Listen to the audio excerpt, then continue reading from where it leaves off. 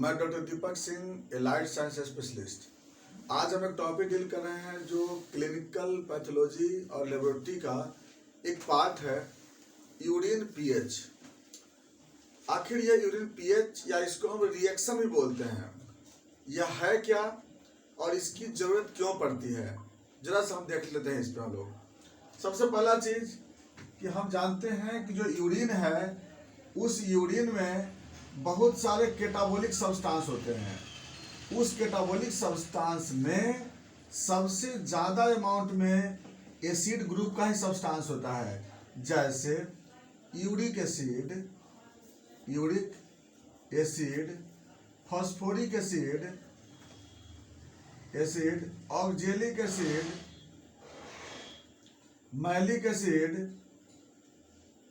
Tannic acid, है ना। इसके साथ साथ कुछ वहाँ पर हाइड्रोजन आयन सब्सटेंस भी वहाँ पर मिलते हैं। यानी कि यूरिन में ये सब के कारण हम जानते हैं कि नॉर्मल पीएच जो यूरिन का होता है वह 6.4 से लेकर और 6.8 पीएच होता है। ये इसका नॉर्मल पीएच होता है। इसको हम बोलते हैं स्लाइट एसिडिक बोलते हैं। यानी कि नॉर्मल पीएच जो होता है वह यूरिन का स्लाइट एसिडिक होता है। अब यह है क्यों, इसी पे रहना भी चाहिए। और ये इससे बेनिफिट क्या होती है, ये तो रहना इतना जरूरी है। इससे बेनिफिट यह होती है कि जब ये पास करता है यूरेथ्रा से, तो यूरेथ्रा पे किसी भी प्रकार का ऑर्गेनिज्म डेवलप नहीं होता है। ये ब्लैडर है और यहाँ यूरेथ्रा है, तो इस यूरेथ्रा से जब भी ये यूरिन पास करता है तो यहाँ पर किसी भी ऑर्गेनिज्म को ग्रोथ होने नहीं देता है। ये इससे बेनिफिट होता है और होता भी है। चलिए, नॉर्मल में अब क्या है कि इसकी आवश्यकता हमें लेबोरेटरी में कब पड़ती है, जैसे कब कब जरूरत पड़ जाता है। ऐसे तो नॉर्मल में जब हम रूटीन एग्जामिनेशन जब करते हैं, आरई और फ्यूरिन जब करते हैं, तो हमें इसकी आवश्यकता, इसको हम कराते हैं जरूर। तो आरई और फ्यूरिन में एक कॉलम है केमिकल एग्जामिनेशन में, वहाँ भी करते हैं। नंबर 2, जब किसी मरीज का हम यूरिन प्रोटीन करते हैं, तो यूरिन प्रोटीन की जांच करने में पहले हम पीएच देख लेते हैं। यूरिन प्रोटीन को जांच करने के लिए हम पीएच देख लेते हैं, क्योंकि प्रोटीन का जो जांच होता है वो एसिडिक मीडियम में जांच होता है। बेसिक मीडियम अगर यूरिन का हो जाता है तो प्रोटीन का जांच नहीं होता है।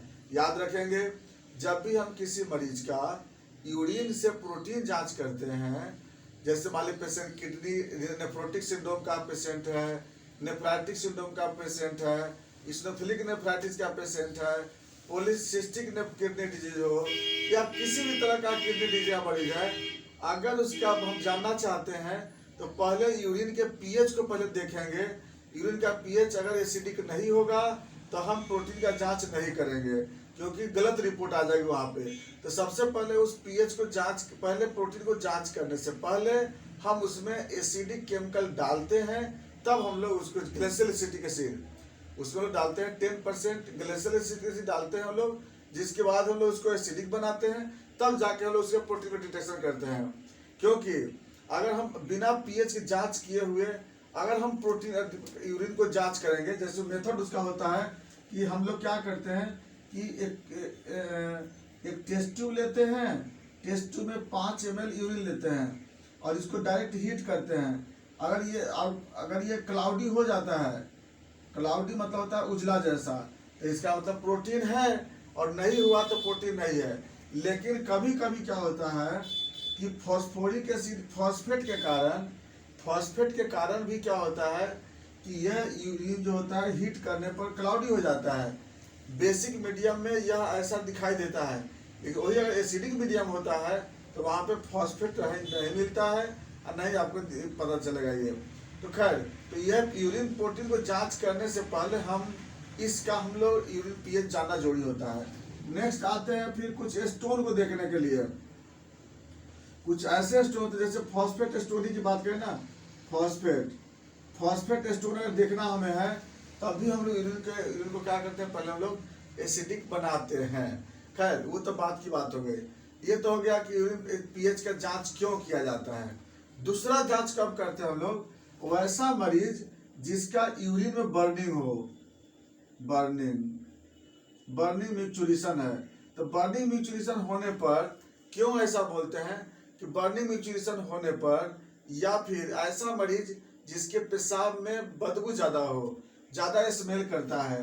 तो यूरिन में अगर स्मेल होता है ना, स्मेल करता है, तब उस कंडीशन में भी हम लोग यूरिन के पीएच को देखते हैं। ऐसा मरीज जिसका यूरिन में, जिसके किडनी में बार बार स्टोन होता है, रिपीटेड स्टोन डेवलप होता है, रिपीटेड स्टोन डेवलप, इस कंडीशन में हम लोग यूरिन का पीएच करा के देखते हैं। अब हम लोग आते हैं, पहले ये सब तो समझ में आ गया। अब हम लोग पहले आते हैं कि कैसे करते हैं, फिर हम लोग चलते हैं इसके क्लिनिकल वेरिएशन पे चलते हैं। तो यहाँ तक समझ में आ गया कि यूरिन पीएच का एम क्या होता है, किस लिए हमको यूरिन पीएच की जरूरत पड़ती है। नंबर 2, अब जो बात आते हैं हम लोग कैसे करते हैं उस पर ध्यान देते हैं। इसको कैसे किया जाता है, तो इसके लिए क्या करते हैं हम लोग, ये बहुत सिंपल तरीका है। इसको हम लोग जांच करते हैं 2 तरीका से कर सकते हैं, पीएच मीटर से कर सकते हैं या लिटमस पेपर से कर सकते हैं। तो पीएच मीटर से भी हम लोग जांच कर सकते हैं, लिटमस पेपर से भी कर सकते हैं। इसके लिए हम लोग क्या करते हैं कि 2 तरह का लिटमस पेपर होता है, आपको मालूम होगा 2 टाइप्स ऑफ लिटमस पेपर। एक लिटमस पेपर आपको मिलेगा इस तरह का होता है, ब्लू कलर का लिटमस पेपर ऐसा होता है, ब्लू कलर का ऐसा लिटमस पेपर जो है आपको ब्लू कलर का आपको लिटमस पेपर मिलेगा। ये blue litmus paper, blue litmus paper. और एक होगा आपको, दूसरा नंबर मिलेगा आपको रेड लिटमस पेपर, दूसरा red litmus paper, red litmus paper. एक रेड, एक ब्लू होता है, एक रेड होता है। अब कहीं करते क्या है, हम लोग जांच के लिए बताते हैं। सबसे पहले क्या करते हैं कि जो ब्लू लिटमस पेपर है, ब्लू लिटमस पेपर, तो ब्लू लिटमस पेपर को पहले क्या करते हैं, इसको रेड लिटमस कर देते हैं, इसको रेड लिटमस पेपर लाल से बना देते हैं, अच्छा लगेगा, रेड लिटमस पेपर। चलिए इसको समझने के लिए बना दिया, 2 कलर से बना रहे हैं समझने के लिए। अब क्या है कि हम यूरिन में डाल देते हैं। तो पहला जो डाले हैं ब्लू वाला जो डालते हैं, फर्स्ट में ब्लू वाला डाले हैं। अगर ब्लू वाला लिटमस पेपर हम डाले हैं यूरिन में हैं, अगर सपोज दैट यह लिटमस पेपर कैसा हो जाएगा, यह लिटमस पेपर जो है वह चेंज हो जाएगा। जैसे जितने पूरा पार्ट तो डुबाते नहीं है इसमें, कुछ पार्ट इसमें डुबाते हैं, इसमें हम लोग है ना, कुछ पार्ट डुबाते हैं, उसमें हम लोग पोर करते हैं, जहाँ यूरिन है ना उसमें हम लोग डायरेक्ट डालते हैं, या फिर हम लोग क्या करते हैं उसको हम लोग डायरेक्ट डाल देते हैं। और डालने के बाद देखेंगे क्या कि इसका कुछ पार्ट जो है, जितना पार्ट डाले हैं उतना पार्ट इसका रेड हो गया है, ये रेड हो जाता है, रेड में कन्वर्ट कर दिया।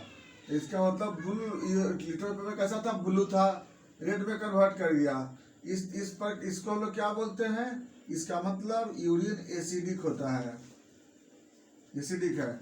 और अगर सपोज है कि रेड लिटमस पेपर है, अगर ये वाला हम डालते हैं, अगर बाय द वे यूरिन में रेड लिटमस पेपर, याद रखना है कि रेड लिटमस पेपर को हम अगर डालते हैं, रेड लिटमस पेपर को डालते हैं, अगर सपोज है ये ब्लू में चेंज कर गया है ना, अगर ये लिटमस पेपर अगर ब्लू में चेंज कर गया, इतना पार्ट इसका ब्लू हो गया सपोज है, इसका मतलब कि ये क्या है, बेसिक है या अल्कलाइन है,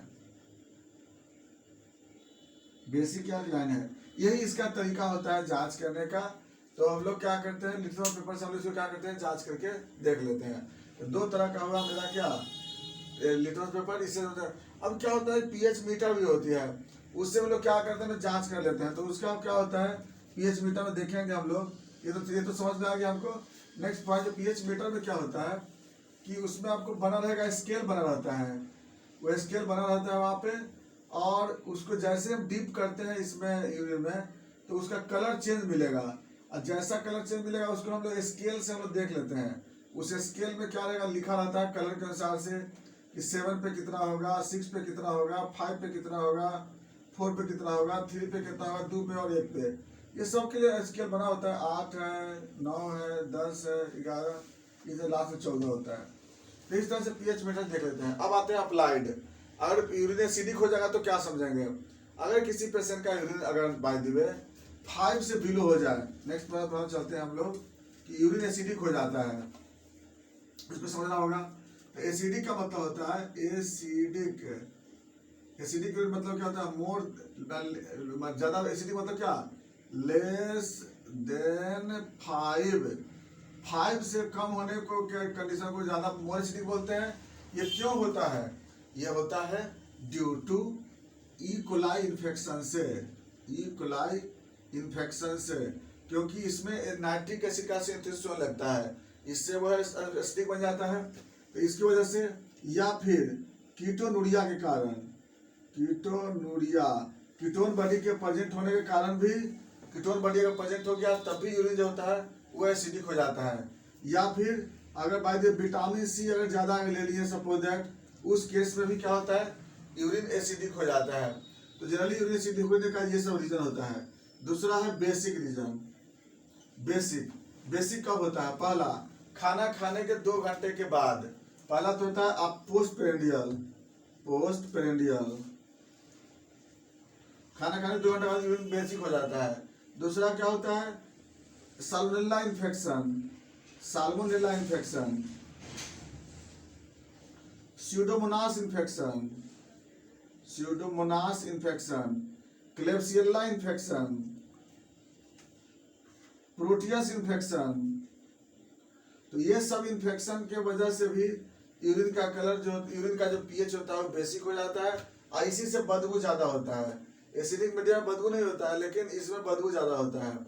तो अगर मान लीजिए किसी पेशेंट को ऐसा कंडीशन होता है तो हम लोग क्या करते हैं, हम लोग यूरिन का पीएच जांच करा करके देखते हैं, और अच्छा ढंग से देख लेते हैं, और हमें आइडिया मिलता है, और इसके बाद हम लोग पेशेंट का फिर ट्रीटमेंट करते हैं। ये था मेरा यूरिन का पीएच।